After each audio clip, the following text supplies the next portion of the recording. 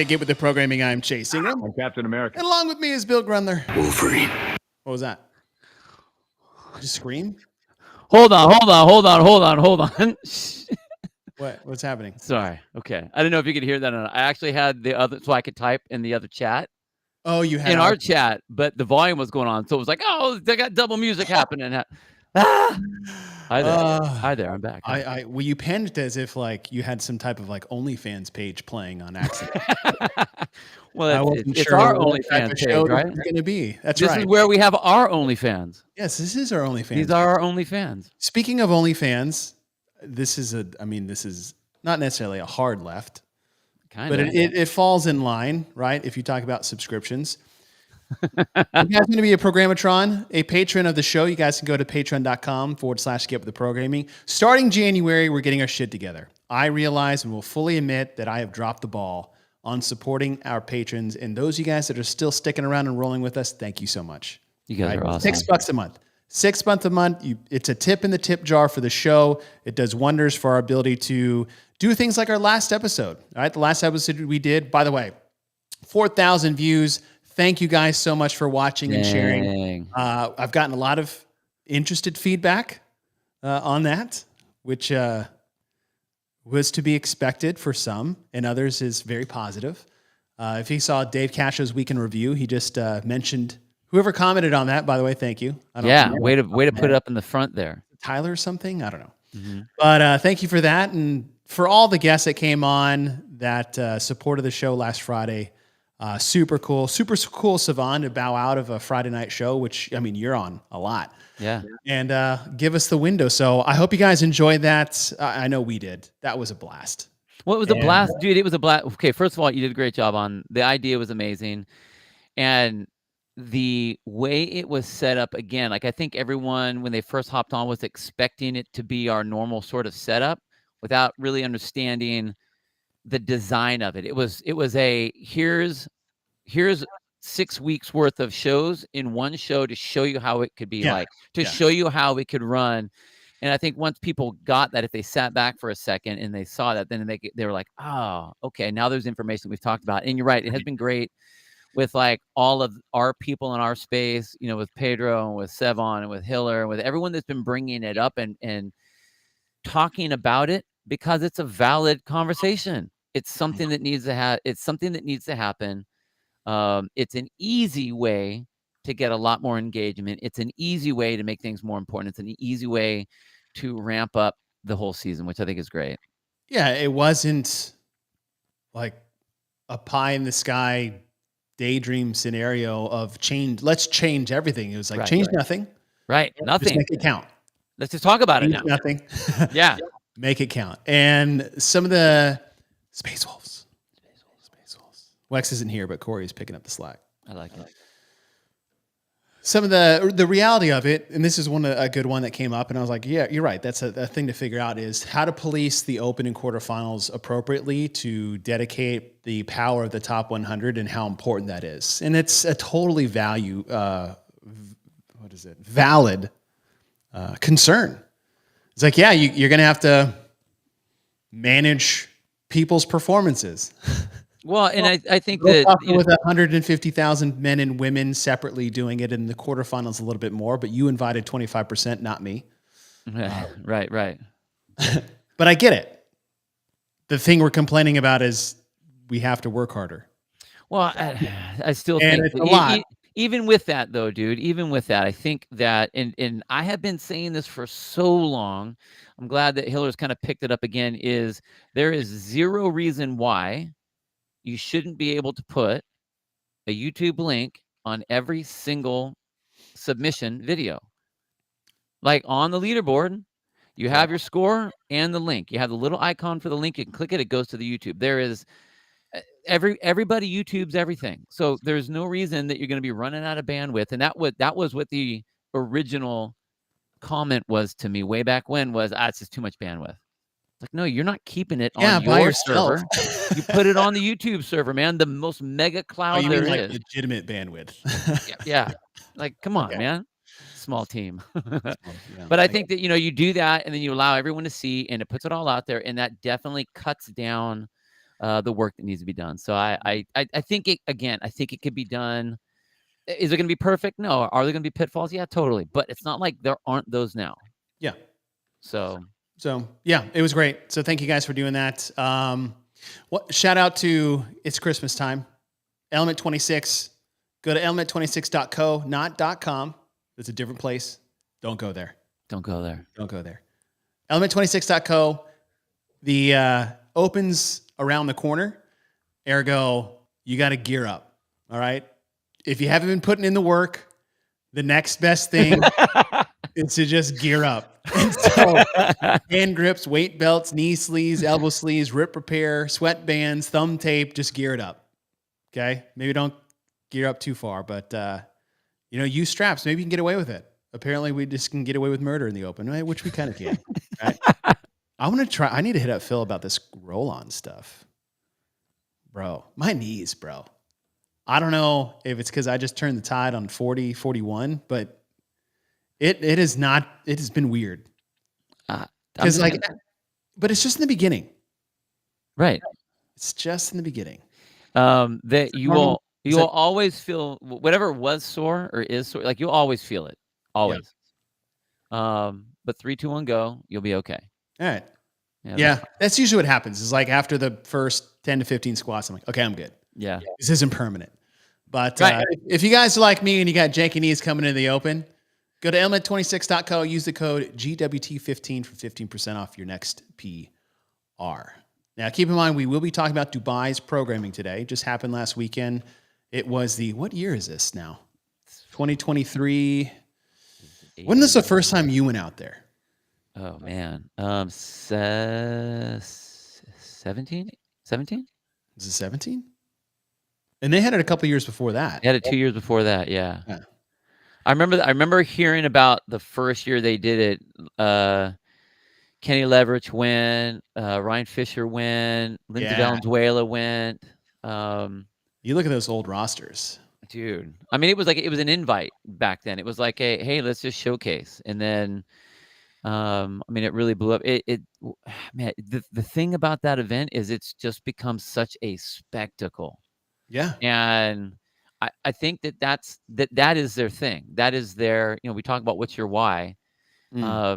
They've always been able to do just some things that you would never as an athlete, or as a broadcaster when we've gone over there, the things that you are able to do, right, you cannot do anywhere else.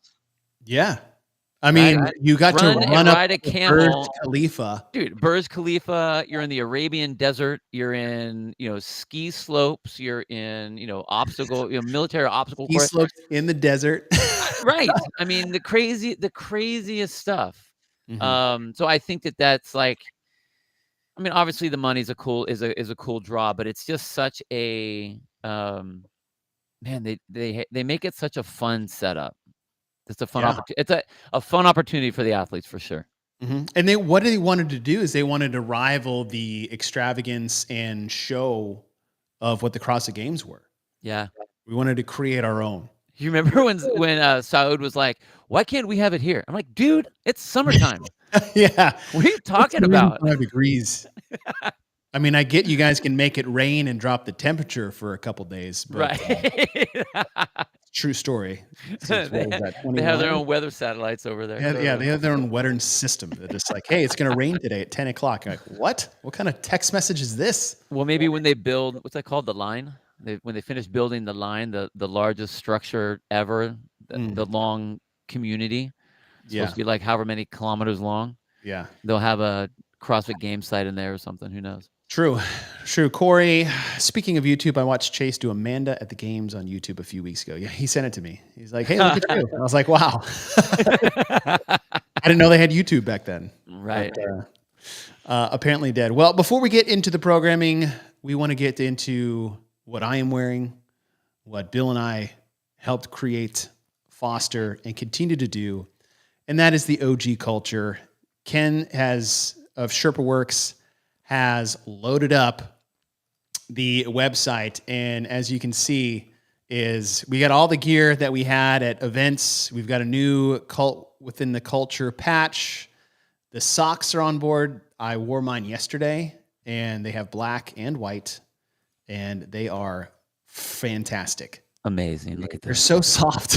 So amazing. I wore them around the house the rest of the day. And I worked out at 5 o'clock in the morning. And judge me for how you will, because I didn't take them off for the whole day. But It must have been cold or something. He didn't sweat. yeah, it was great. But like, you have show up at the bottom of the socks, you have just at the top, black and white.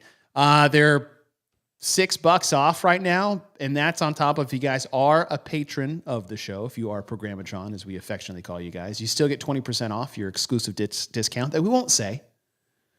We won't say here, because otherwise it's not exclusive anymore. That's right. That's right. But it's all in there. Just show up tie-dyes, OG. We've got the headbands. We've got the OG patch.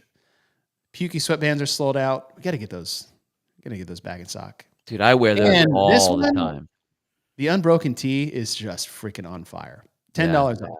So if you guys are looking for something for your favorite CrossFitter, this is where you go. There it is. This is where you go. I was in the elevator today, actually, and this guy goes, "So is that a brand now? Is OG a brand?" I'm like, "I know you have no idea what this is or about, but the answer is yes." Right. The answer is yes. So, yeah, if you guys need that, go over there, theogculture.com, get your gear, use your discount if you are a patron of the show, and party. But speaking of party, talking about Dubai, before we get into the programming, you talked about the purpose of Dubai. Spectacle. Extravagance. Offering things that no one else can get unless they come there to compete. And as Allegra said earlier, at the time, outside the CrossFit Games, no one could get cash like that. Whether it was for an event win, first, second, or third, or overall, nobody could touch that for years. People are getting close. Waza's getting close. Obviously, there's Rogue is Rogue. The games are the games. But this is the third best. Man, dude, it's up there. That they have $50,000 if you win, 50 each. Yeah, between men and women, that's insane.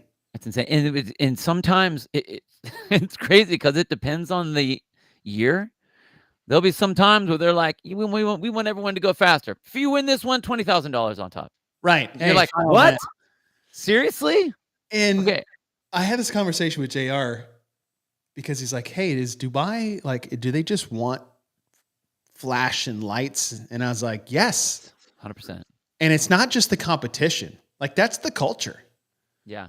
Look at Dubai. Look at the city. The buildings, the lights, the extravagance, the world record breaking for just because we can and we want to hold the top spot. Like, we went to the Burj Khalifa where they showed, hey, there's another Arabic country that is building something tall in the Burj Khalifa that'll be done in a couple of years. We're already building something taller than that. Yeah. So before it's even done, they're already building something taller, and they already have the tallest one. Like, that's the shit they do. Yeah. And you look at all these buildings, and they continue. It is the craziest skyline, dude. It is something straight out of Star Wars. It is. The best description I have for that is if you guys have ever seen Blade Runner. Oh, dude, totally. Yeah. That's what it looks like. It looks like a futuristic downtown city, and the only thing missing is flying cars because now they have hologram things. Yep. The frame. The frame. Like now they project things in it. And they were building that frame like 6 years ago when we were there. I know. And so it's insane, but at the same time, it's like it's all for flash, right? That's just what that's their thing. Yeah. Right. Now, on the flip side of that it is the safest I've ever been in a foreign country, any foreign country, because it's just, that's what it is there. Remember when I left my phone at the restaurant? Yeah. I came back, 30 minutes later? Yeah. Still sitting on the table. No one is sitting at that table. Hadn't moved. Well, they probably looked at your phone and they're like, that's a child's toy. I got these new ones that are coming out. They haven't even come out yet. They looked at it like a stone chisel. They're like, oh, you poor American. I love Dubai, but the reason why we're putting this out there and to start the show is like, what is the point of Dubai? we can't judge the programming without looking at what the purpose of Dubai is. And when you look at the competition, and you talk to Saud and everybody involved with that, is like they want to create a show and give the athletes a money-making opportunity that they can boast about. I went to Dubai and got this, right? Dubai wants you to talk about Dubai. Yeah. That's it. And they want to create a competition that people will talk about and remember. And there were some times where people remembered because the way their bodies felt for maybe 2 months afterwards. They were, I think, the first event that made it to where every single athlete that showed up got paid. Yeah. Which is a big deal because it's not cheap to get there. Massive deal, I think, and which is going to make a lot of athletes come in and go like, okay, you know what? Whatever. Throw whatever you have at me because I'm already getting paid, so I'm good. So, and I think there is something that's very freeing and open about doing that, because now you don't have the restraints of whatever. It's like, oh, we don't need to copy anybody else because we're doing what we want to do.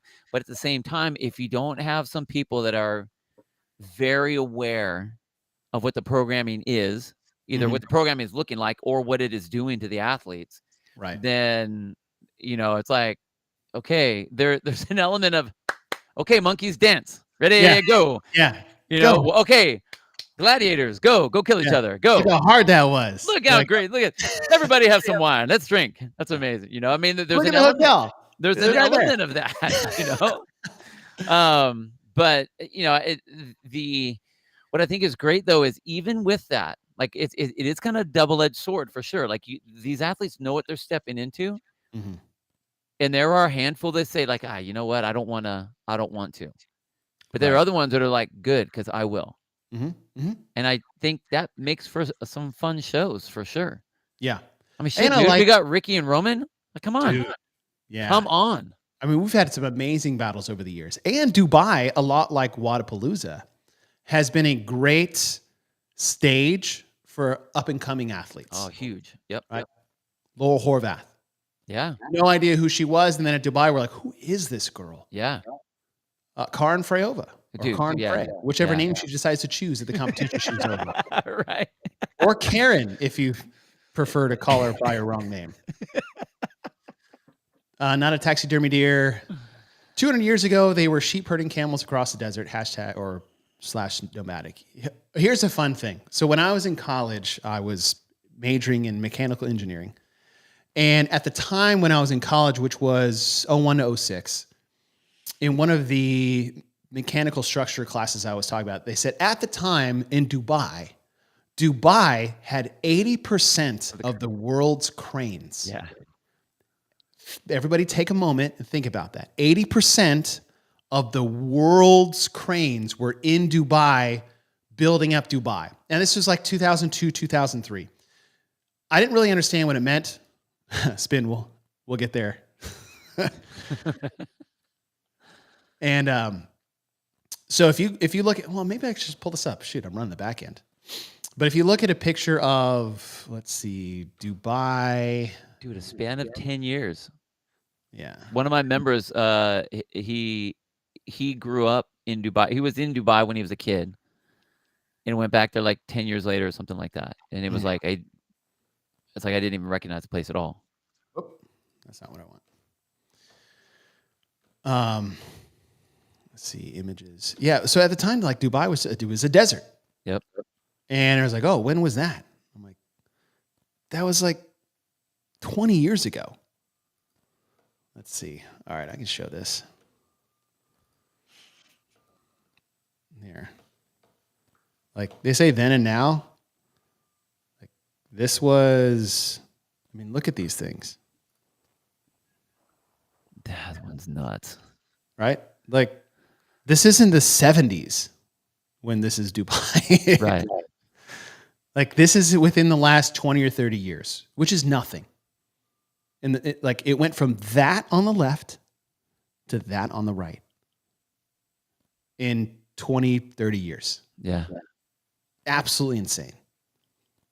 And that's what it is. I mean, like that is the wild thing of Dubai. So, all right, let's get into what we're here for. Event number one, now they did have a live broadcast. It was Derek Force and Brian Friend, who's touring the world. I think he's in Italy now. I was like, damn, bro. Living the life. Do what you can. Shit, yeah, dude. Anybody that's young and single and like has these opportunities, like I would have for sure done this. Dude, yeah. I don't have any regrets because the timing of my life where it was. Like when I met my wife, I had not even joined seminar staff yet. So I met my wife in 2009, 2010. I didn't get on staff until 2012. But if I were single, I would have talked to Dave and Nicole and be like, I would like to travel Europe for 6 months and just book me a seminar every weekend. And I will do that. And just travel the world doing seminars. Oh, that would be so great. I say get after it. Yeah, totally. Okay. Event one, it was an obstacle course. This isn't all the obstacles. This is kind of just what I put on there. But with these graphics, we're going to have what type of gymnastics movements, weightlifting, and monostructural were there, a time domain, general physical skills tested. This isn't necessarily a checklist that you have to go through as far as balance. It's just showing what is a part of the event, right? What's being tested, and then movement volume, as well as a few other things. So this is my first go at it. Be gentle. First of all, obstacle course, what was on it? I think there's a video on day one on the Dubai Fitness Championships YouTube page. I don't know if they showed the whole course, but there was another video that previewed it. One of the cooler obstacle courses I've ever seen in CrossFit competition. And it's used for what? Their SWAT team? Yeah, like their SWAT and military. Yeah. Which was awesome. And there was up and under bars. There was a like rock wall shimmy, a cargo net, monkey bars that went up and down. And then this like rotating monkey bar thing. Did you see that? Yeah. It was a cylinder, but it was just bars. And if you grabbed one bar, it moved forward. It would roll. Down and rolled forward. A wall you jumped on under a water portion.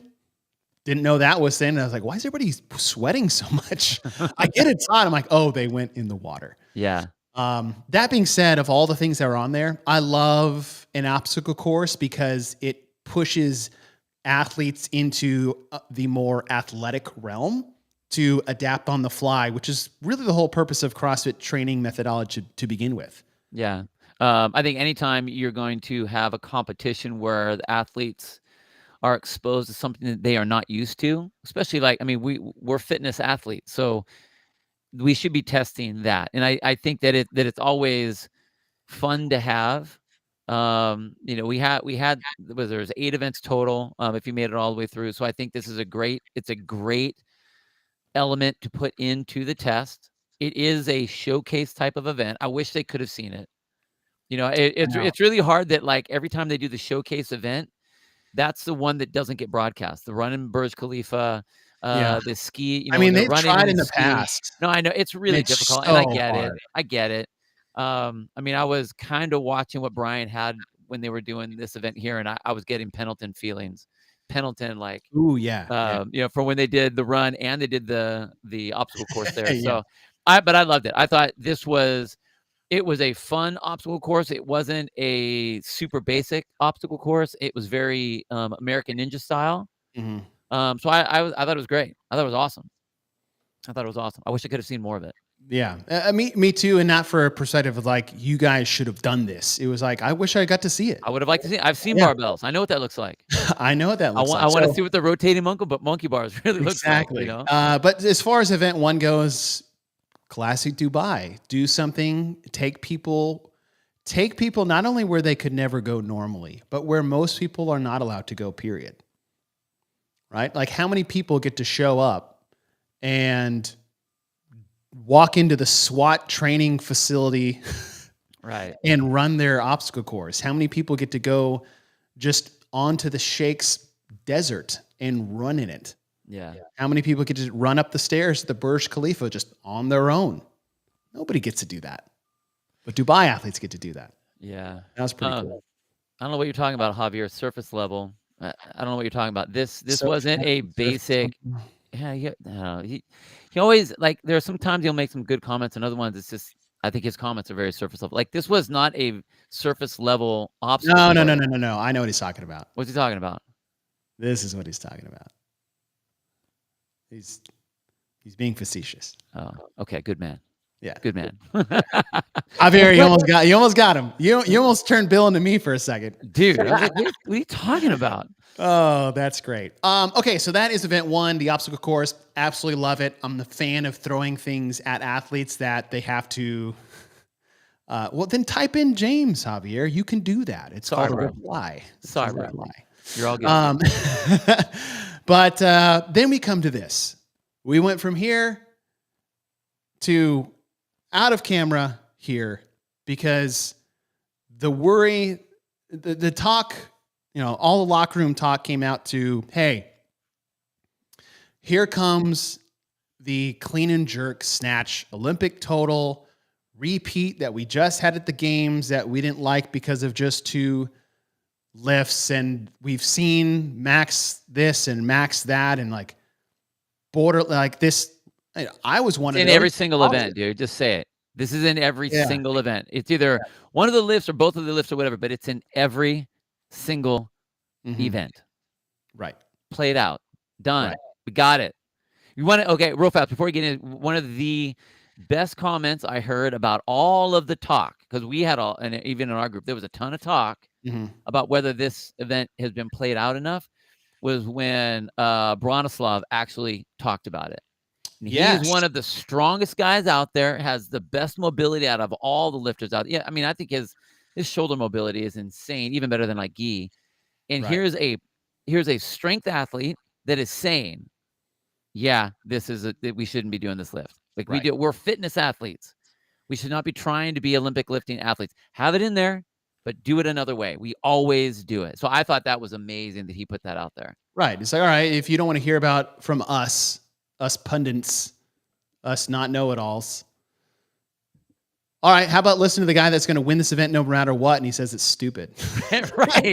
Right. Now, here's the thing. I was still at a wait-and-see moment, is like maybe they'll do something, improve upon the games. We said we wanted 3 lifts. Maybe they'll do that. Hey, let's give them 3 lifts, and they can lift a lot. They did quite the opposite. Right. And you got to pick one weight. You got 60 seconds and 3 tries to hit that one weight. And then it was over. And then clean and jerk came on. And of the problem I had with this format going in, not knowing how they were going to handle it, and this came out, this is the worst lifting format in event I have ever seen. Well, it definitely doesn't allow, the whole purpose of having a 1 rep max lifting event in there is to let the athletes lift big. Otherwise, why have it in there? And if you're going to have them lift big, then give them the opportunities to lift big. Not pick one weight, you have a couple attempts, and we'll give you some points based on whether you got it on your first, second, or third attempt. I mean, I thought that was an interesting way to do the tie break. Like, okay, cool. But again, I mean, like, I'll give them a little plus there, little plus. But you're right. It's like, what's the purpose of this event? What do you want them to lift big? Then give them the opportunity to lift big. Like, if you're going to play the game, then just make it like an Olympic lifting competition. Like, just run it up that way. But this way, I didn't. So the pros that people gave for a weightlifting event is that it allows athletes to lift big, go for big PRs in front of a big crowd. It's fun for the crowd to be able to watch this and cheer these on and watch these guys and girls gladiate out there with a barbell. And then you bring this and it totally takes out only any positive that would come from a 1 rep max. Right. Nobody got to see it. Nobody got to be there. Nobody got to lift heavy. I was blown away by this format. Yeah. So, and the title, like Dubai elite lifters clash. And then also there's like 3 names per every event, and I just had to like figure out which one they wanted to go with, whether it's on Instagram or Competition Corner or. Yeah. And Nobody got the clash. There's this head to head is like, I'm going 180 kilos. Like, all right, I'm going to go 182. All right. So you have 1 minute. So yeah. it's unfortunate that this is what it ended up being. Well, and then like to Ramler's comments up here, raw strength and testing cold strength, like you can say that is, I guarantee you that's not what they were thinking, that's when they programmed together, that's what they were trying to come up with. And if that's what they were trying to test. No. No, it's not Rambler. That's what I'm saying. They got to sit in the warm-up area all they wanted and warm up and then go to a judge and be like, this is what I want to hit. Yeah. It wasn't, wrong. It's not a cold strength test. And in any way, that's not an event tested metric. Let's see how cold we can make you and then lift out. Like that's outside of competition. Because the competition and the whole reason for lifting big is everybody wants to see big. Like that's what everyone keeps saying. They put this in here because you want to see people swinging for the fences, and Chandler Smith pulling 985,000 pounds off the ground for deadlift. Like, people want to see the big number. Yeah. Then let them get the big number, and then showcase the big number. Let people see it. Right. So it was a fail. Yeah. Top list. They combined their snatch lift with their clean and jerk lift. For the women, Karn Frey had 200 total, just by 1 kilo over Mia Hatsketh. Right. Like they were close. A tie between Bronislav and Griffin Raleigh. 300, 290. Like now that's a combo of them. They don't have listed which is which, yeah. Which is which. So anyway, as much as I enjoyed event 1, I thoroughly did not enjoy event 2. Same. And it was everything that I said it was going to be, and ended up being right. All right. Event 3. Altitude and attitude test. 10 rounds for time, 1 legless rope climb. It's not a short rope, but 10 thrusters at 40 and 30K, which is about 90 and 66 pounds, 88 and 66 pounds. Yeah. And then 35 heavy double unders, 12-minute cap, 10 rounds of this. You had legless rope climbs as your gymnastics, which is heavy upper body pulling. Thrusters is a squat and press combo movement. Heavy double unders is shoulder fatigue. But heavy double unders is also grip fatigue, biceps fatigue, and heart rate raising. So there was no real break of any part here. It was originally planned as wall ball shots. I'm not sure why that went away.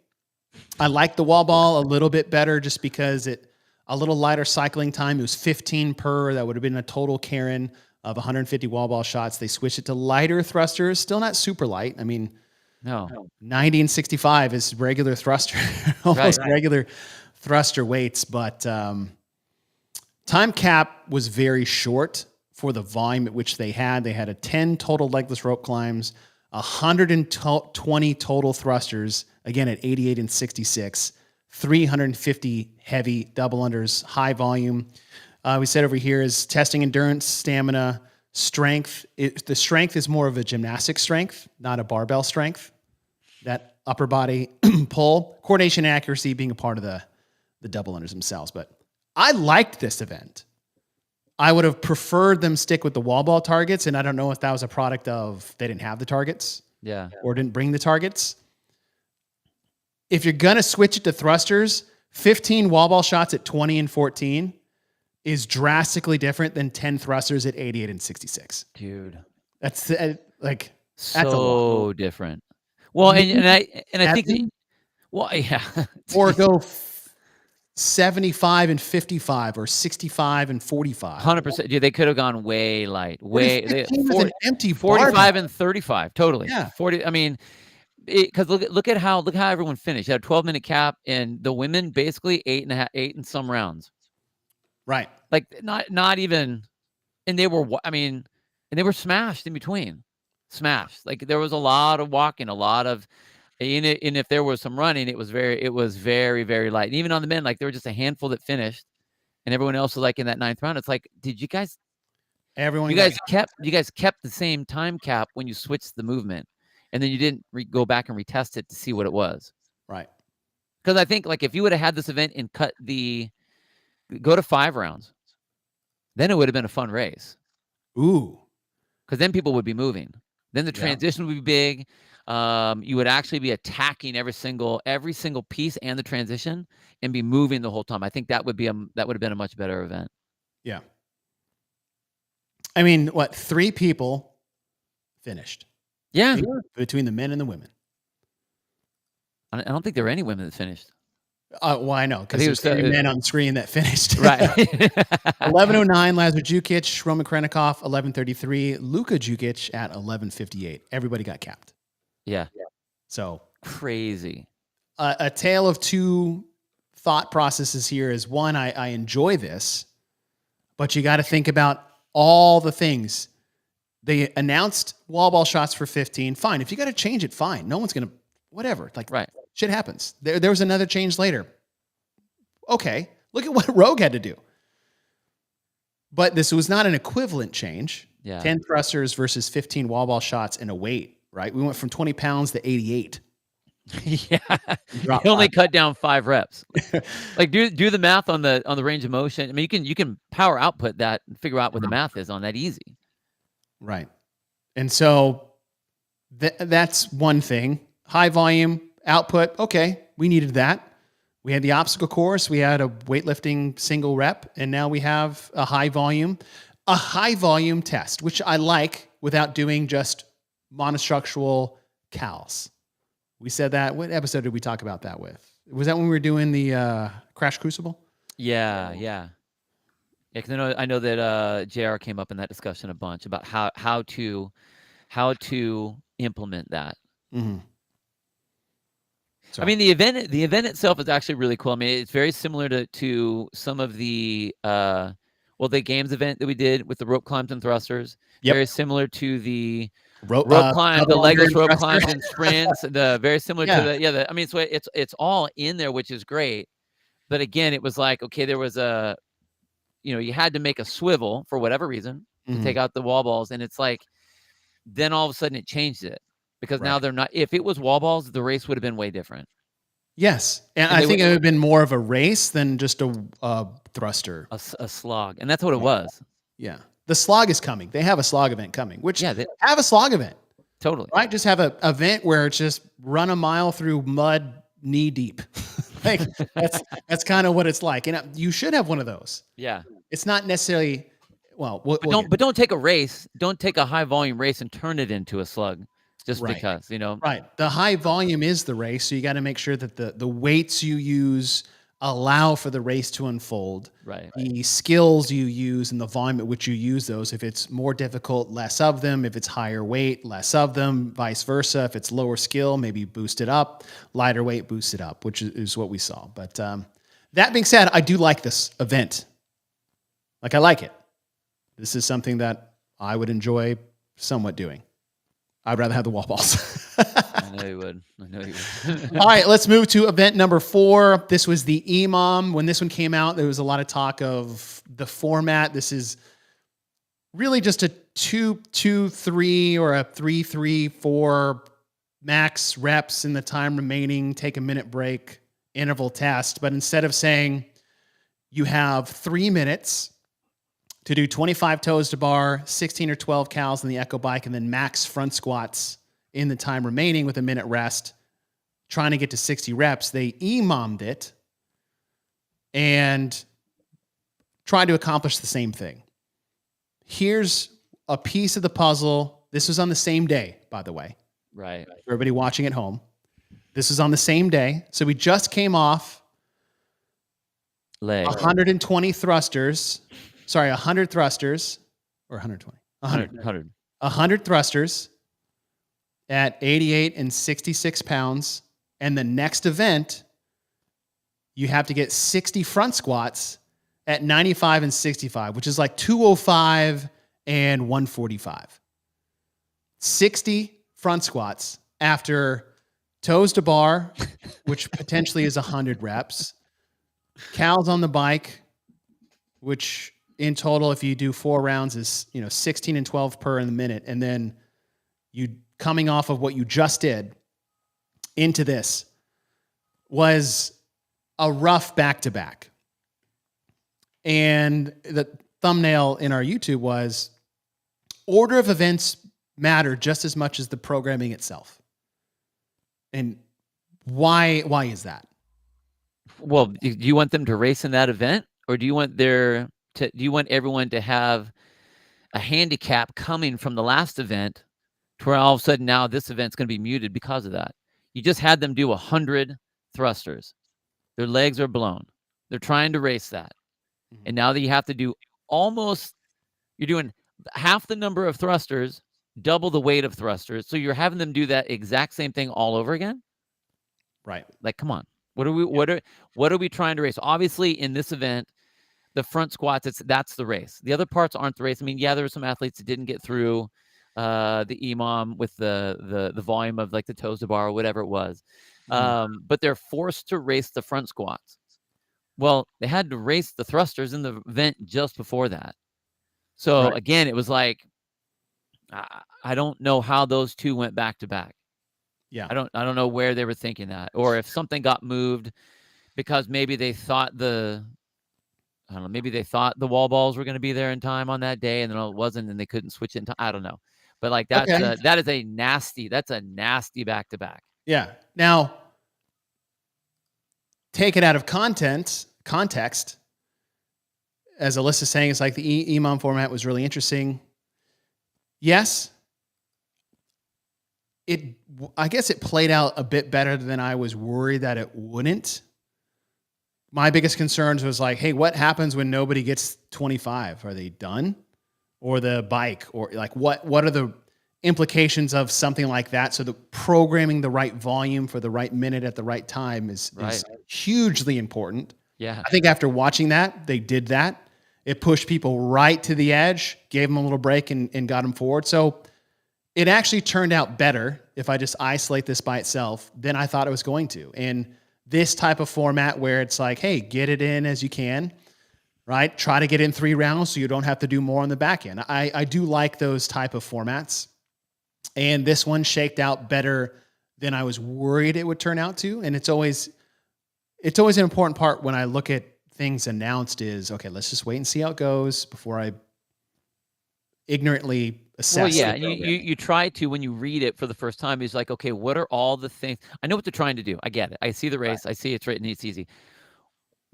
What things could possibly happen? And if that happens, then what happens? Like just like you said, like what if for some reason, like someone can't do the 25 toes to bar in the first, they slip, they have I don't know, something, whatever the reason is. Right. Like they're done. That's it. They're last. They don't have it. Like they don't have a chance to try to make up from slipping because the bar was slippery or I mean, that is the issue. And you're right. It did work out. Like it was actually like the event. Yeah. I like the event. Yeah. The downside on this, and there were a couple events in here, a couple events over the whole competition that I see it more as a training workout rather than a competitive event. And I think this is one of those ones. I love how it's set up. I like it. Yeah. But a competition event, it's like, if something goes wrong, then you just fucked your whole race. Right. And I think that's where you got to be careful. I think it would have been better just to go 3 minutes, 3 times. And 3 minute, 1 minute break. Yeah. I think that would have been a better call. You would have had all the stuff in there. Then the other pieces would have mattered a little bit more. Like even, during the broadcast that, Brian was saying, he's like, for the majority of the athletes, the first 2 movements really don't matter. You don't want to crush that. Right. You're not trying to push it. You just some guys did on the bike. I'm like, bro, what are you doing? Right. Right. But I think you would have had just as much excitement, just as much show, just as much everything if you would have just made it 3-minute rounds. Yeah. The minute rest in between. This is interesting, actually, from Zach. Every missed rep is subtracted from your squat score. So say you were like, hey, what do you do if you don't get 25? It's like, all right, well, if you get 20, those 5 reps you didn't do, they take it away from your squats. I like that, actually. Yeah. That's a hefty penalty. Yeah, it is. But it keeps people in the game too. It's like, hey, listen, you can't skip this round, right? Like, oh, well, if you skip a round, you get no squats. There is somewhat of a benefit there. If you're not trying to win, you're like, well, I can just blow myself out of the water for the first 2 rounds, take the 3rd round off, and then win the 4th one. The Pat Barber style. Yeah, right. But if you're like, well, if you skip a round, you're going to lose 31 squats. Right. I'm down with that. Or more than that. Shoot, 41. Yeah. I like it, Zach. I like it. Okay. High volume. Hold 100 total. Now, someone else was like, not everybody did 100 thrusters. Only 3 did. I'm like, correct, but True. It doesn't matter because they programmed it to be 100, and then they thought, hey, let's throw another 60 at them behind it. It's the intent of the programming versus what happened. Yeah, when you program it, you don't know what's going to happen. Right. You unless program the like plan everything is to do it. Unless you put 10 rounds and you're only planning on them getting through 6 or 5. Like, we'll make it, but like I'm going to set up the time frame. So they weren't thinking that way. Matt Burns, do comp directors or programmers ever reach out for advice or review? Yes. After we say something, you hey, what do you think? I'm like, man, this question would have gone over way better before. Way better before. They ask other people, but sometimes they ask us before. Okay. So we agree that the squat to squat, back to back, bad.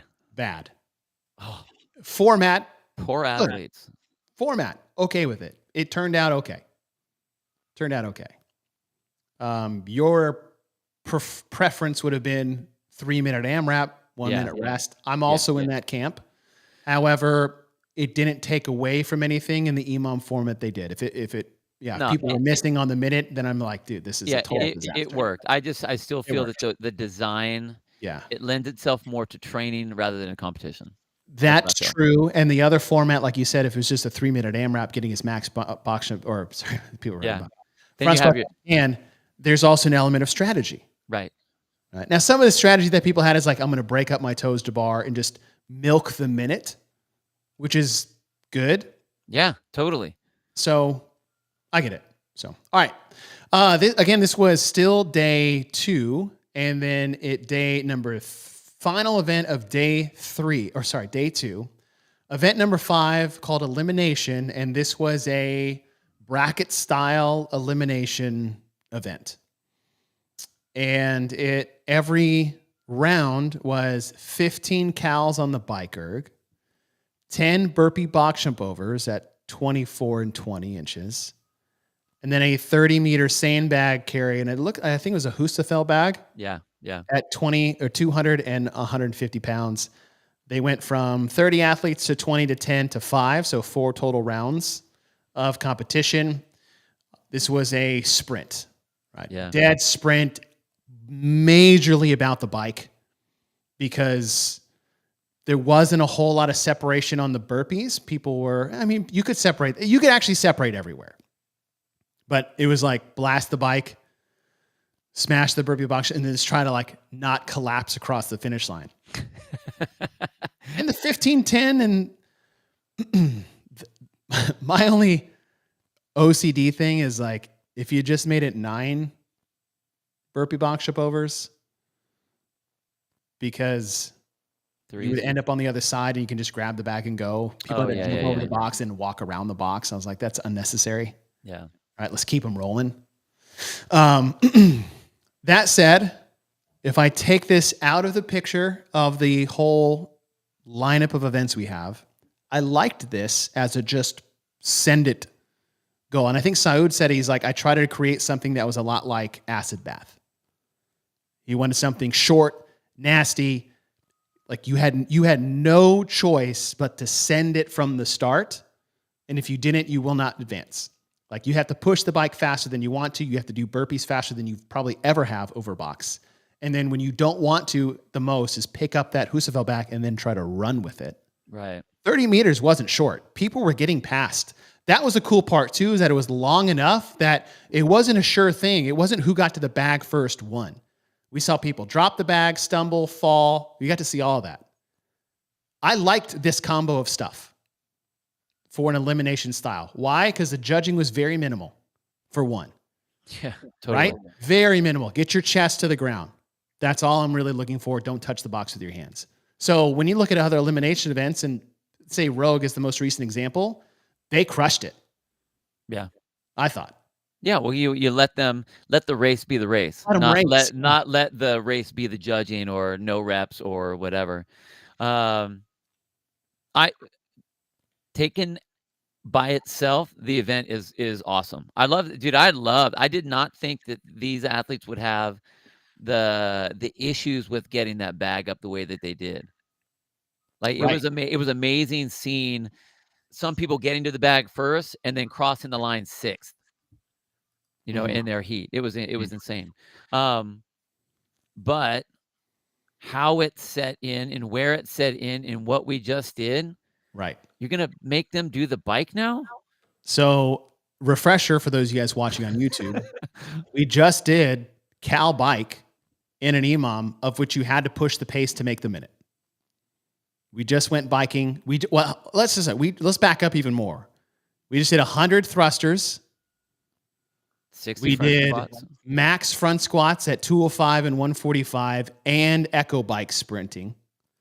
And now we're going to another bike sprint. So we went squat to bike to bike. And as far as the sequencing of events go, this is a very poor order of programming. Yeah. I get it. It's the last event of the night. We want to make it fun. Great. That's fine. Then switch things up. But we just went back to back of just interference, and it was structured in a way of like, you don't do that. You just don't do that. Why don't we do a ski erg? Right. That's what I was thinking You the had whole him time. there. I was watching it the whole time. I'm thinking that the whole time. I'm like, why don't they just make him ski? Because Why, then you go a pull flexion upper body. Skiing is an upper, like it blows your triceps and lats up. Totally. And it's a core demanding thing, right? Anterior flexion, squeezing, crunching.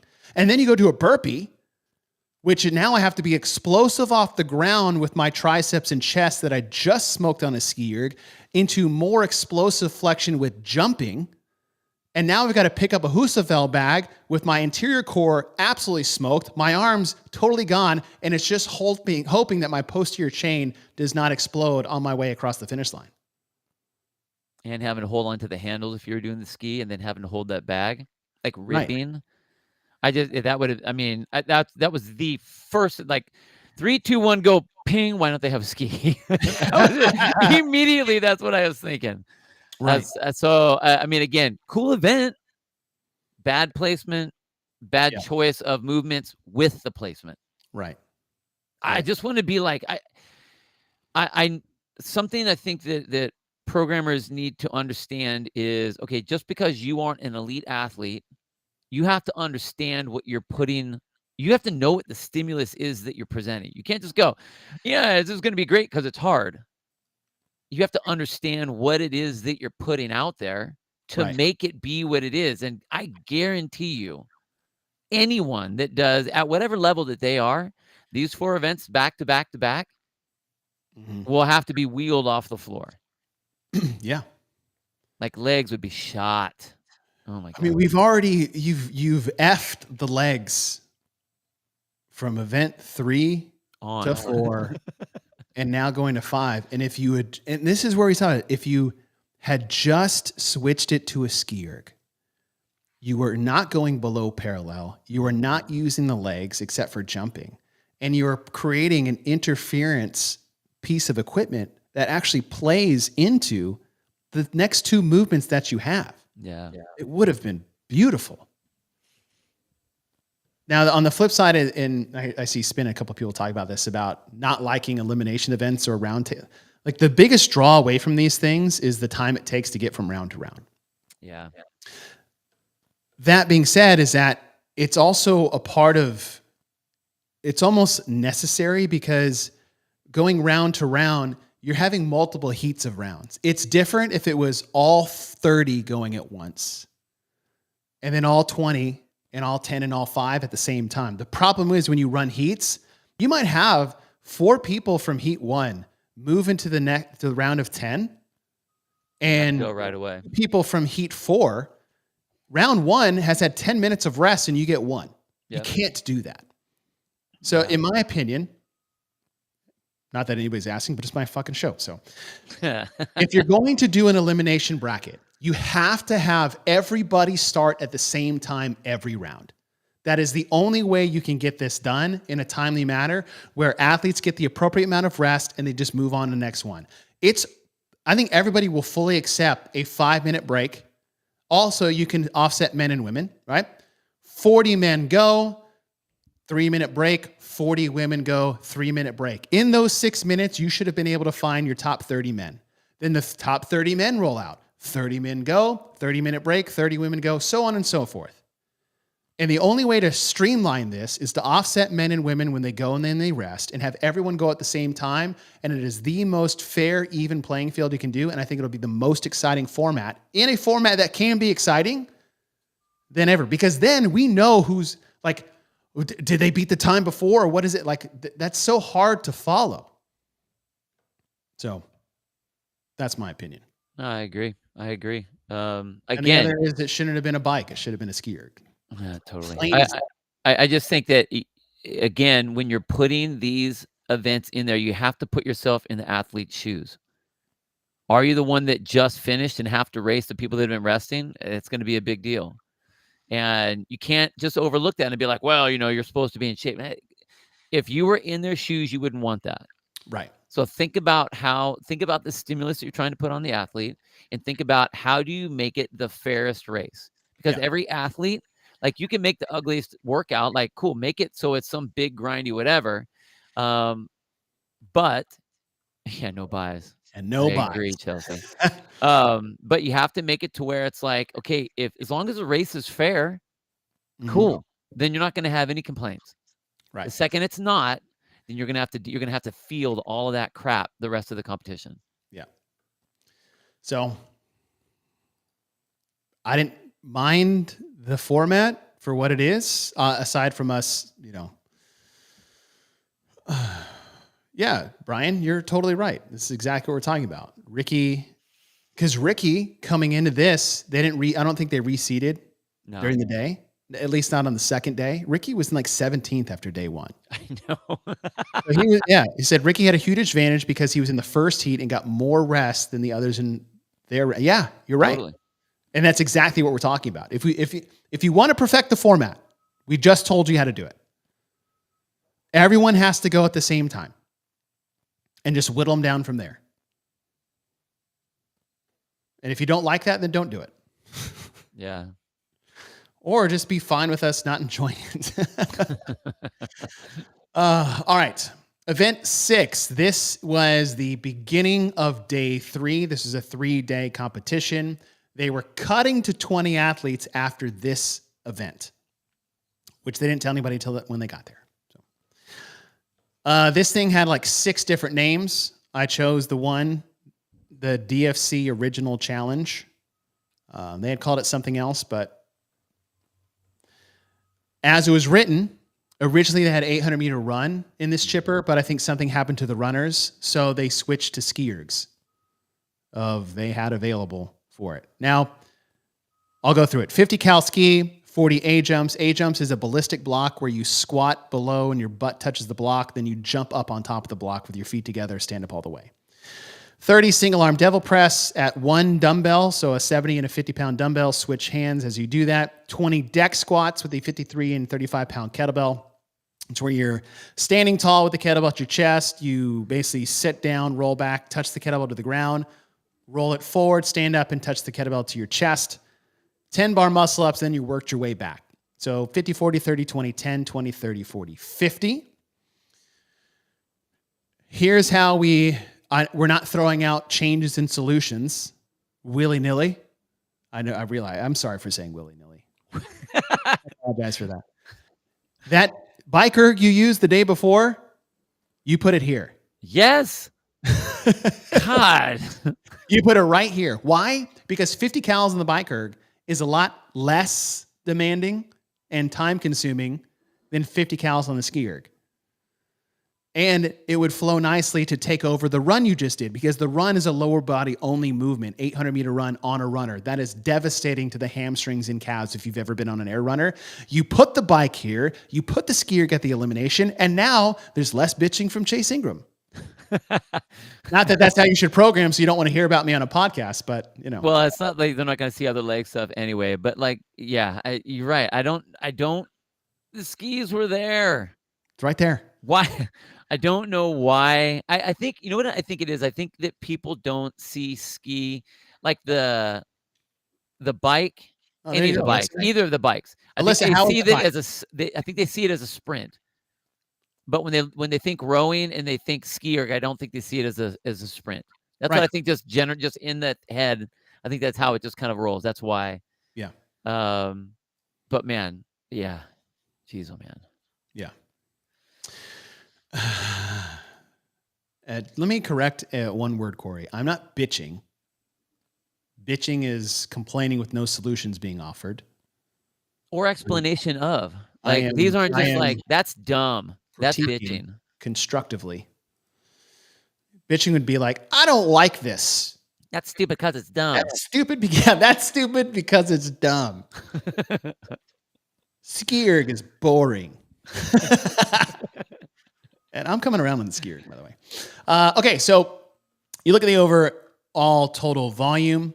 Ski erg, you have 100 total cals. A jump, 80. Devil press, 60. For the record, A jumps are squats. Yep. Devil presses are squats. So now we have 140 more squats to the programming. You have 10 bar muscle ups. Elite level athletes doing 10. So when you ride it over here, so if you guys see this, when you ride it over here, it looks really cool. Oh, 50, 40, 30, 20, 10, 20, 30, 40, 50. But then you look at it over here and it's 180, 60, 40, 10. And what should it be for those of you guys listening and learning at home? This number should be 20. If this number is not going to be 20, then these 10 need to have a difficulty level to rival these 20 and these 30. This is the thing you guys need to learn about programming chippers. The 50 of this must be pretty close to 40 of this, which should be pretty close to 30 of this and 20 of this. Not a yawn fest in the middle and I'm right back to the kettlebell. This is how you program chippers, especially if you're dropping numbers. That's why it's so difficult to do. These things as a chipper should all be relatively equal as far as intensity, time, and difficulty. And that's the beauty of the chipper is how do I match a 30 movement to a 10 movement? How do I match those the same? Not this looks cool on paper until I look at the total volume and it's not cool anymore. It's the idea of when we looked at the 2008 CrossFit Games and we had 30 double unders. And all the other things, you know, the long 2009. That's right. So we have that, and you guys are all, I'm sure you guys are all going to be doing your 12 days of Christmas events that are coming up. Oh yeah. No one should be having the first movement as like one air squat, one burpee. Yeah. No, it should be something that's hard for one. Right. You know, like that's the point to where every single one of those elements are, and they don't, I mean, it doesn't have to be completely exact, but the idea is that like every one of those steps should make sense. And you have all this volume and then 10 bar muscle ups for this level of athlete. Yeah. I mean, it should have been 20 and you have to do them unbroken.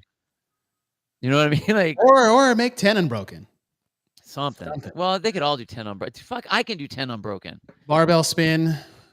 We don't need that slander in here. I am a Patreon member of Talking Elite Fitness because I support people in the space.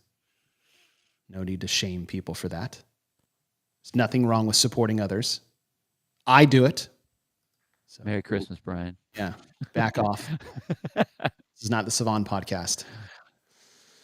It's reserved for that show, of which I watch religiously. So there you go. Support them. And I'm also a Patreon member of Brian Friend and the Buttery Bros and Morning Chocolate.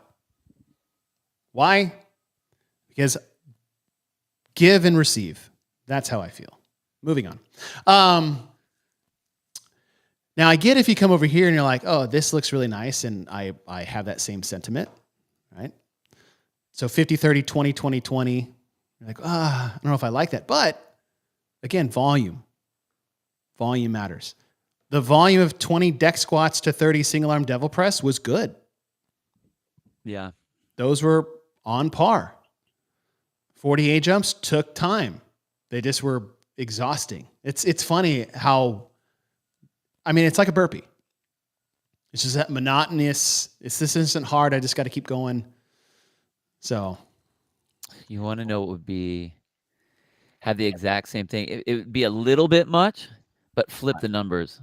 10, 20, 30, 40, 50, 40, 30, 20, 10. Like 10 cal ski? Yeah. Jesus. I would rather see that. Have them go the other way. Yeah. Oh. I mean, they would be able to do sets of 20, no problem. Right.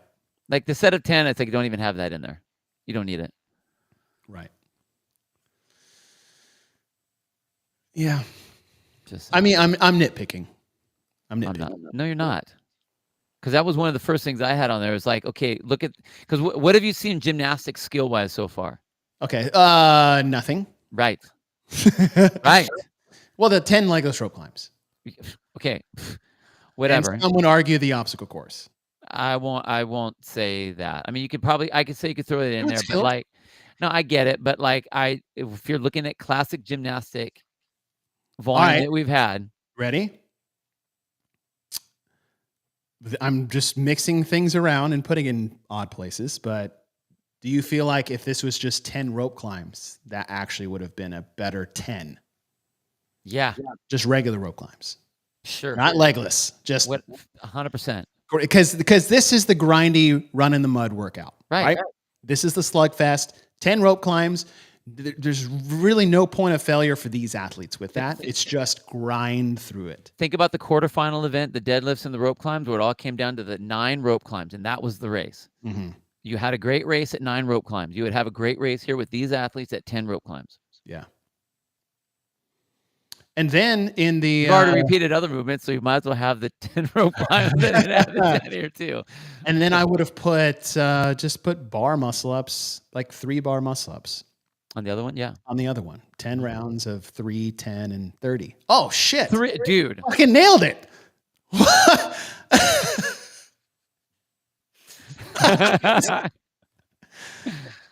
All right. Done. Problem solved. So 50 cal bike erg, 10 regular rope climbs. Throw the bar muscle-ups on the third event, and it's 10 rounds of 3 bar muscle-ups, 10 thrusters, and 30 heavy double unders. Take the 5 off. Yes, totally, dude. What's the 5 in there for anyways? Okay. And we march on. A jumps, it's a squat jump. Bar muscle-ups, it's pulling and pressing. I put the pulling first of the pressing, just so you guys understand where my brain's going, is that the pulling portion of the bar muscle-up is more difficult than the pressing. That's why it comes first. Devil presses is a hinge, pull, and press. It requires a lockout through the top. The deck squats is flexion as you go down in the bottom position, jumping, and then, that was meant to be devil press, not deck squats. No, I was right. Sorry. You're right. I was getting ahead of myself. The deck squat, flexing, holding onto that weight, hinging, bending over, squatting, and then that pull through to the top. It's if you guys never done one, it's a hard movement. It's a weird movement. Yeah, I do those. I call them weighted reverse burpees. I do that for like a home version for bar muscle. That's what a reverse burpee is. So yeah, you nailed it. Yeah. Ski erg, flexion, tricep fatigue. 18 to 20 minutes. So this is our long event of the weekend. I would say as far as Dubai goes, traditionally, this is the shortest of their long ones. Shortest of the long ones they've ever had. Yeah, by far. Yes, Allegra, I am. I don't know if you're talking to me. I don't know if you guys, who are you talking to? High volume, 100 reps on the ski erg, 80 on the A jumps, 60 on the single arm devil press, 40 on the deck squats, 10 bar muscle ups, total volume high. As we said, we're testing endurance, stamina, agility and coordination, more involved with the A jumps and the bar muscle ups. So we have now cut to 20, and we have the event that shall not be named. It did not get a name, so it's just event 7. And I'll start with pulling this out on paper, just looking at 21:15.9 power cleans and 90-meter farmer carries with 200-pound or 150-pound jerry can bags. And I really like this one a lot. I just power clean it, go for it. The problem was nobody got to do it because the time cap was too short. Time cap was too short, and then they didn't make it to where the farmer's walk counted. Like there were so many ties because they didn't break up that distance on the farmer's walk. So when you have 4 people tying for first place or 4 people tying for 5th place, like that messes up that event. Yeah. This, to me, the way it's set up, now granted the time cap is a time cap. Time cap is wrong.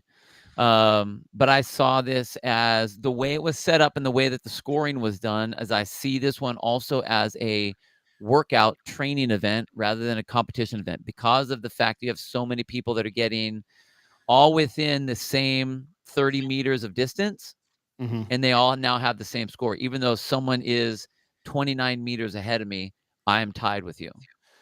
You can't do that in competition. You can't have every male got capped. Yeah. And I think all the women everyone got capped. Everyone got capped. Everyone got capped, and there was a tie for 4, a 4-way tie for first for the women. 5-way tie. 5-way tie? 5-way tie. Frey, Andreas Solberg, Manon Anganese, Emily Rolfe, and Devin Kim all got 100 points, and none of them were next to each other. Right. None of them. That's what I mean. And then a 4-way tie for 6th, and then the lone person in 10th. Only one person got the correct score, and that was Claudia. She got 10th. Oh, I'm sorry. That's not correct because this is 20 people. 1, 2, 3, 4, 5, 6 people tied for 10th, 16, 17, 18, 19, 20. You cannot do that if you're having cuts. You cannot do that, period. There should have been 5-foot markers on the field, and you got 1 rep for every marker that you walked back. 30 meters down. You know what's crazy, dude? Is 50 those meters down. They were there. I looked at the line. The mark was there. I don't know why. Yeah. I mean, it was just a little hashtag on the lane line, but I saw that they were there. I'm like, why didn't they have to have that? Why are all these first? You have to have that.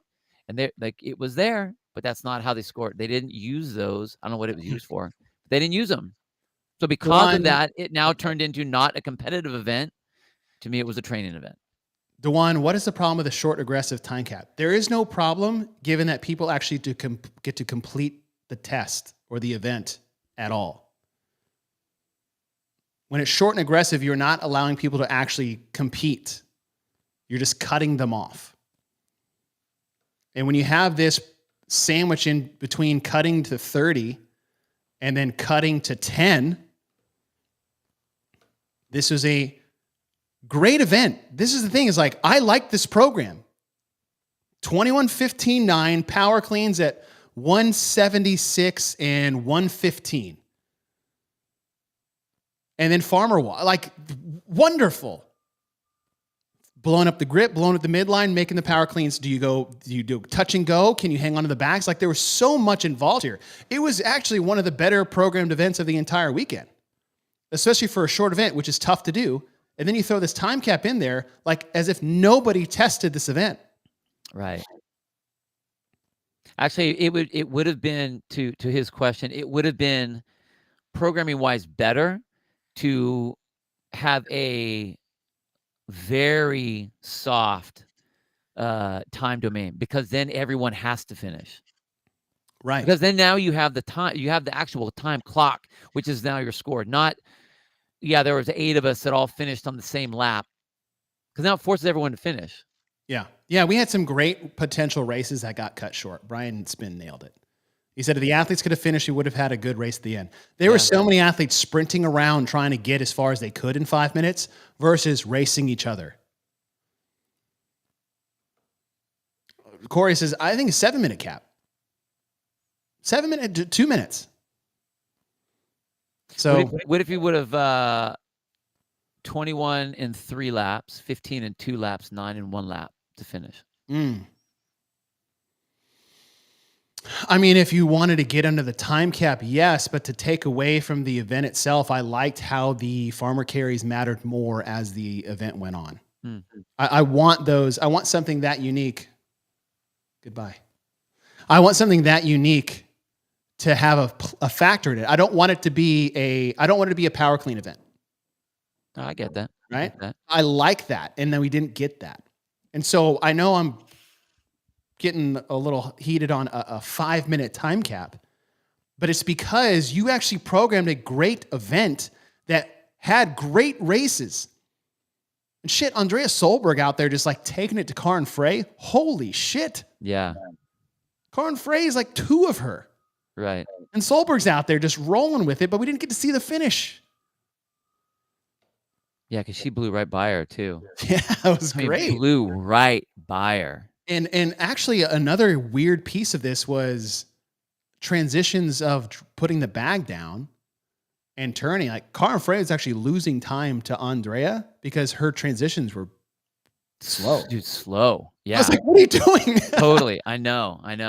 And then I got cut short at 5 minutes. I was so into this event because I really, really did like it. And I still love it. It's just that the time cap, like, this is education for you guys. Is like time cap is not just as important, is a important part of the puzzle, important piece of the puzzle. Well, it's like, do you want to see your event? Do you want to see it's making this whole beautiful painting and having it covered half of it so you don't get to see it.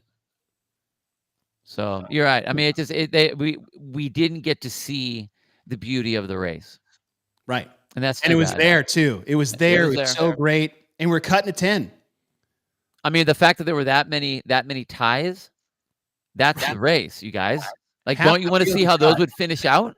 Of the 5 that were tied for first, you didn't want to see who would be first and who would be second, third, and fourth, and fifth? Right. 5-way tie for first on the women. 4-way tie for sixth. On the men's side, for event 7, 1, 2, actually we had less.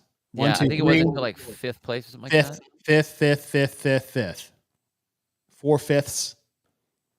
A little bit more spread out on the men's side, but like these ones mattered.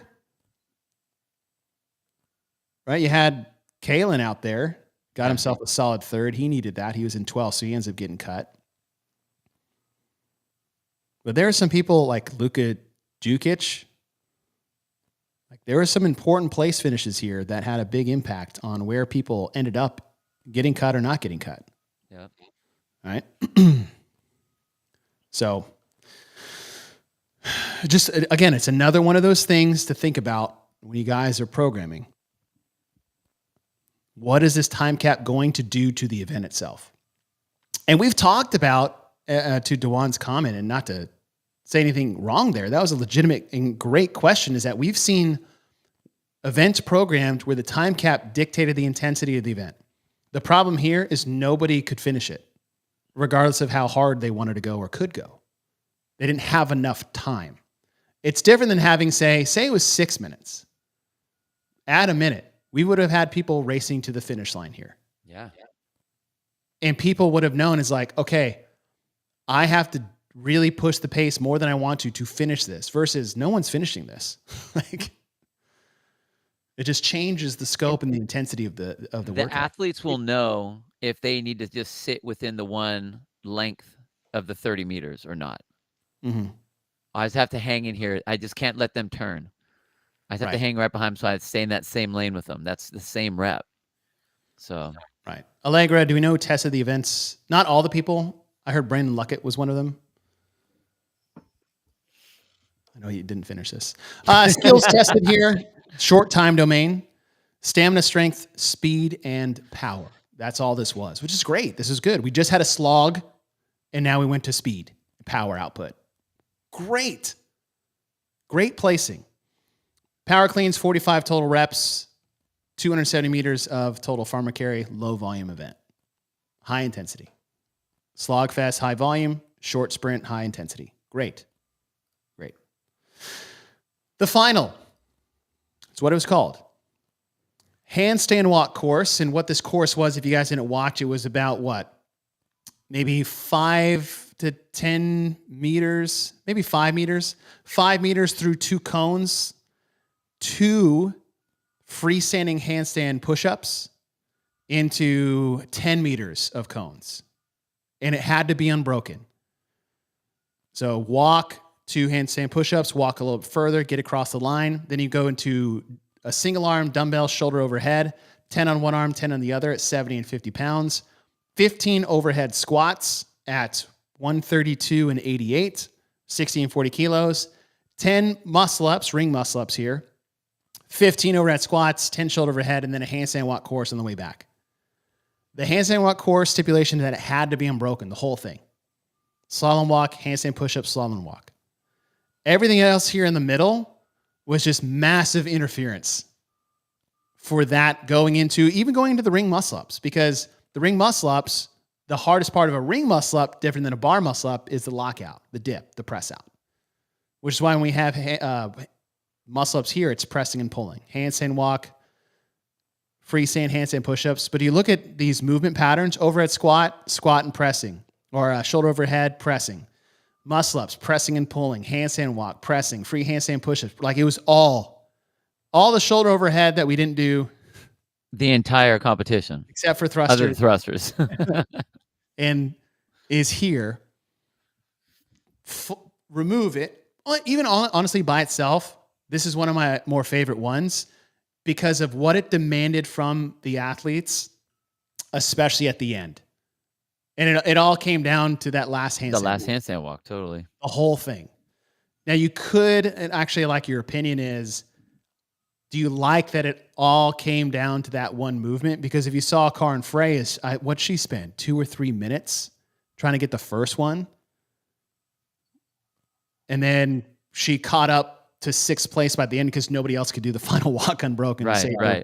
Athletes. Well, then even where Ricky was what, a minute ahead? I think it was he won by like a minute. Dude, Ricky freaking crushed it, destroyed everyone here. I know.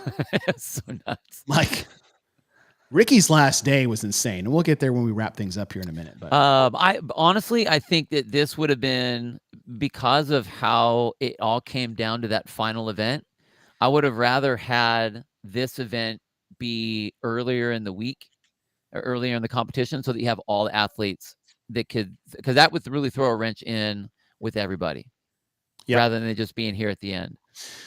Not as an elimination one, not as an elimination event, but to put it to where everyone, like, it's going to affect everyone. Okay.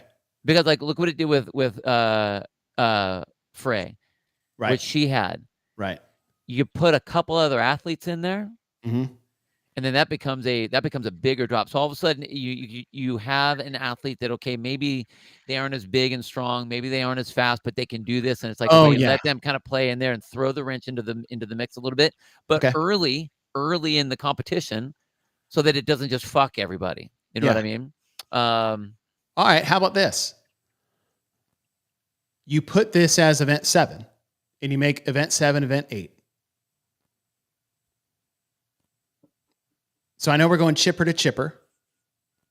I get that, but we went from 20 minutes to 10. It was a lot of lower body slugging. This is upper body with some high skills. They said more athletes in the field to offset. Don't change a thing. And then put event 7, which was a 21. Like, event 7 is the sprint finale. That's a race. That's the excitement you want to finish. Yeah, totally. And so here we are saying event order matters. That was the whole reason of part of talking about this, is that now we go 20-minute cut, 10-minute high skill, like slugfest cut, right? Slugfest cut, high skill cut. Now we have 10, all 10 going at the same time, and it's first person across the finish line. We know who the champ is. Yeah. And it's a dead sprint. You put the time, you don't even put a time cap. No, just they make them finish. They have to finish. Right? That's a finale. Now we go like, damn. I do. Yeah, that would have been great. That would have been way more exciting. It would have made a lot more sense. It would have had a lot more activity on the And for to the be fair, there was leaderboard. a lot of excitement here too. There's a lot of drama because I was like, "Oh shit, Conor Yeah, Frey." but the drama was they're not going to finish it. They're not going to Right, make not it. not Not who's like, gonna are win. they going to be able to step? It wasn't Yeah, like, oh yeah, my gosh, they're racing to the end, or it's like step for step for step. It wasn't anything like that. You don't want for your final, you don't want people standing there waiting for them to recover enough to get up on the line to actually do the movement. yeah. You want everyone to just like throttle down all the way and they're all going for it. Right, right. That's where you want in your finale. You want to race, You want to race. right? Now this was exciting. I was sitting there at the edge of my seat, just wondering who's going to get, because Conor Frey was in a position that if she had gotten last and Gluck got first, or Solberg got first, which I think she did, she would actually have lost the whole thing, and she was ahead by almost 90 points. Yeah. I was like, oh shit, she gonna lose an entire competition off a handstand walk, Right. which we've seen before, right? But yeah, order of events. Put this one, which is really a high-skilled gymnastics test with interference. Nobody's failing the shoulder overhead. Nobody's failing the overhead squats. Nobody's failing the ring muscle-ups. It all came down to, can you do it fresh and can you do it fatigued on a handstand walk course? Which is fine. Is great. Put that in there. You just made people slug it out for 20 minutes. Low skill. Very low skill. And then you come into the final, which would have been this, and it's like, now race. Power cleans and farmer carries. You don't want tricked here. You don't want a high skill finale. Yeah. You want a race in the finale. Right.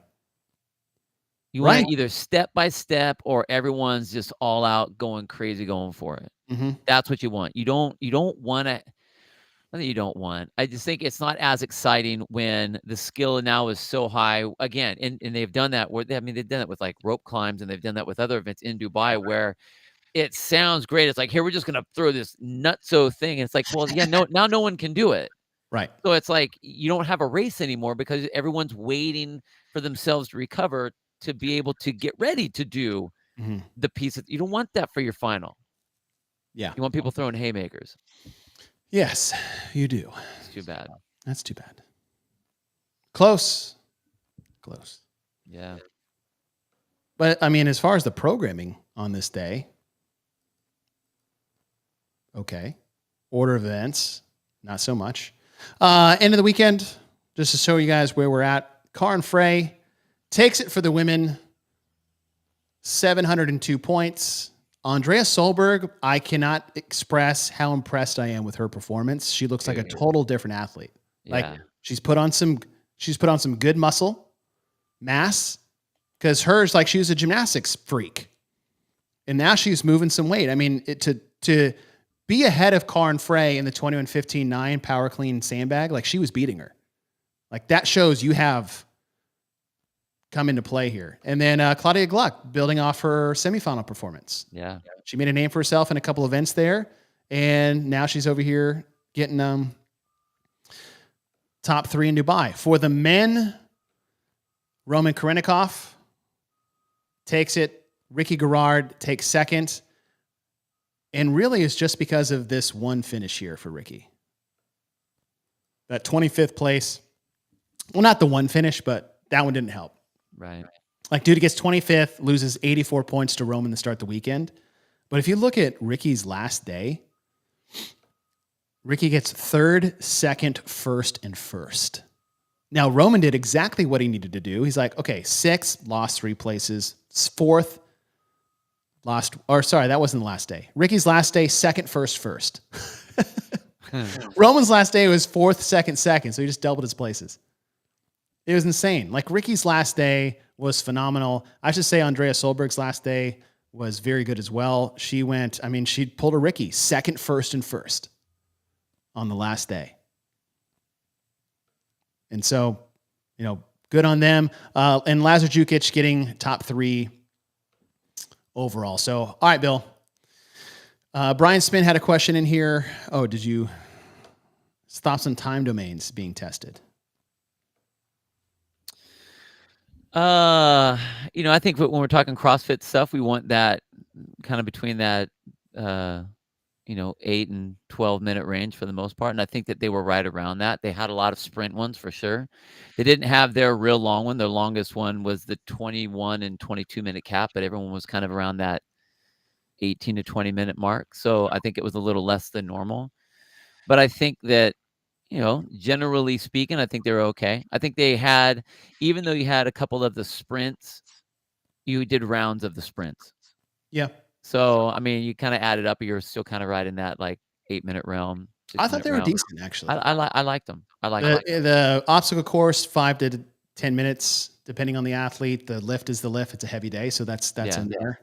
The 10 to 12-minute 10 rounder, followed by the intervals of 2 minutes, followed by the 20-minute plus one, sub 5 minute, and another 10-minute one. Yeah, I think they were fine. Actually, their time domains they did very well on, except the time caps might have been right. Could have been adjusted more. But, Yeah. All right, Bill.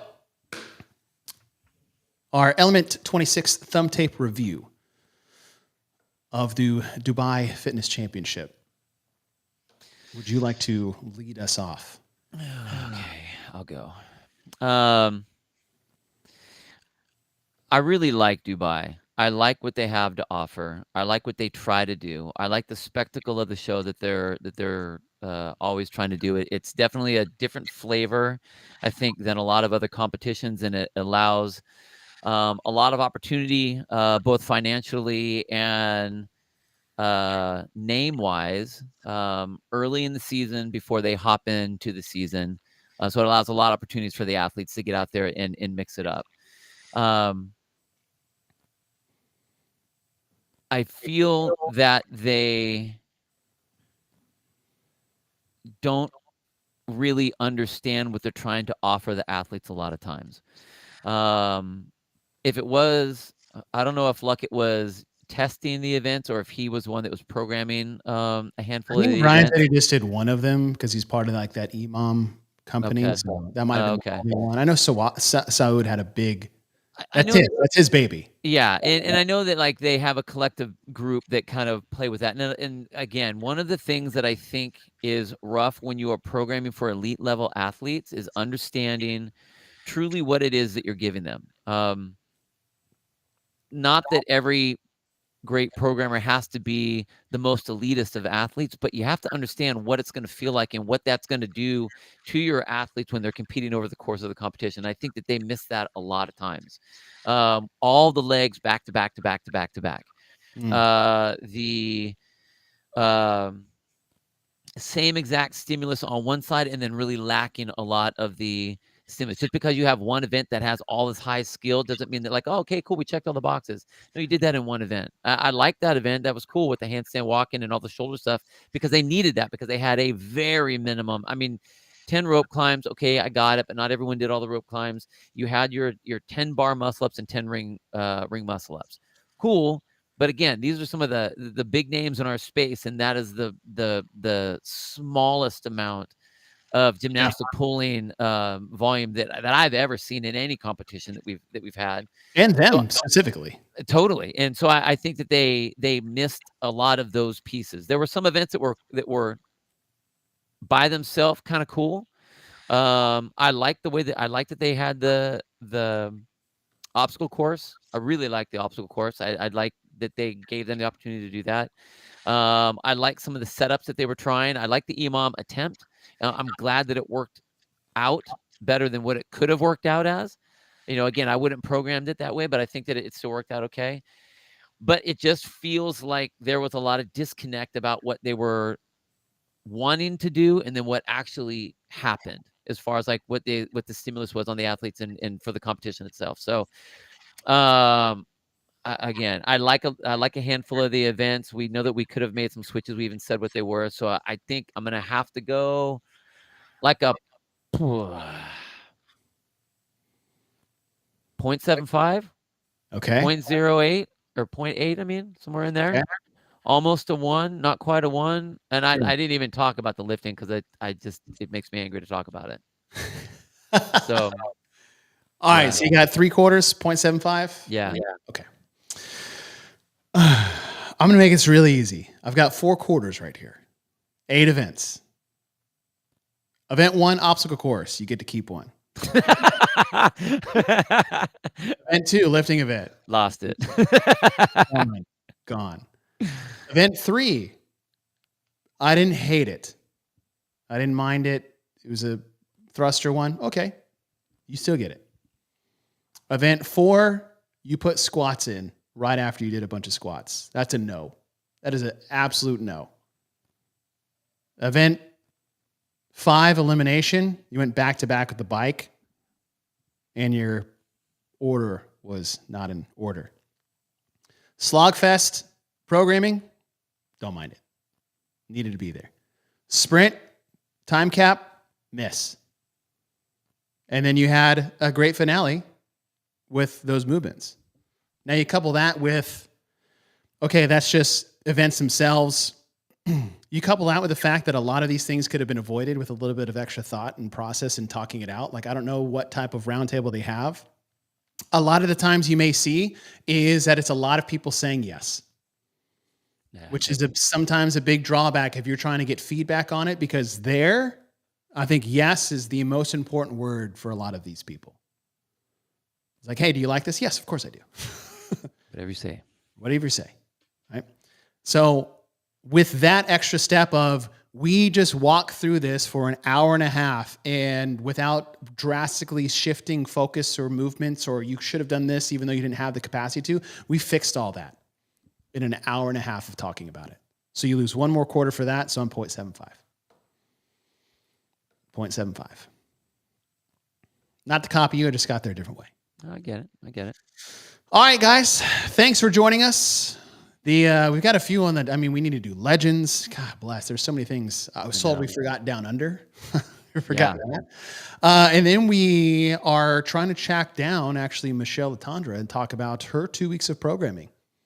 So we're going to see if we can get her on the show, talk about her programming. Obviously, it's been a hot topic for one of those workouts, which we want to talk to her about that too. We want to talk to her about it, right? Hey, fill us in. What's the deal? Let us know. All right. If that's the path you're going, so be it. To each their own. To each their own. But all right, that'll do it for us here. Happy Thursday. You guys have a great weekend. Thanks for joining us, and we'll see you guys next time. Bye, guys.